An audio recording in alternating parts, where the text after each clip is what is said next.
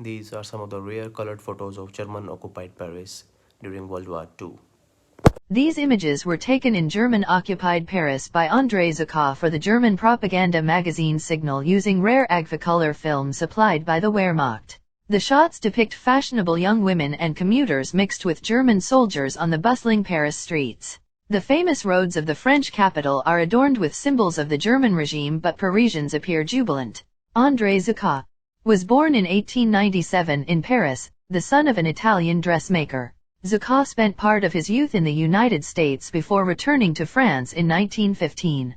Following the outbreak of World War I, he joined the French army where he was wounded and decorated with the Croix de Guerre. After the war, he began a career as a photographer. In 1941, he was contracted by the occupying Germans to work as a photographer and correspondent for the magazine Signal, a propaganda organ of the German Wehrmacht. His photography was used to support a positive image of the German occupation in France, as well as to encourage French men to volunteer for the Legion of French Volunteers Against Bolshevism, a collaborationist French militia serving on the Eastern Front.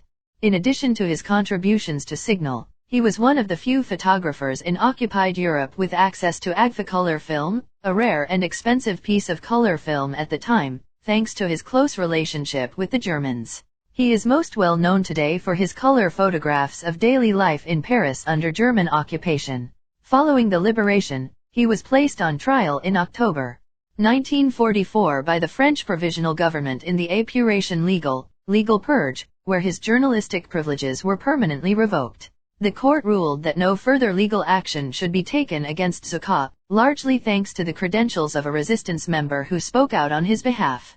With his journalism career in shambles, Zucca assumed the name André Piernic and settled in the French commune of Dreux, where he opened a small photo boutique, taking wedding and communion photos. He died in 1973. His photo collections were purchased by the Bibliothèque historique de la Ville de Paris in 1986, consisting primarily of his photos of occupied Paris taken during World War XI. If you like this video, make sure you subscribe my channel.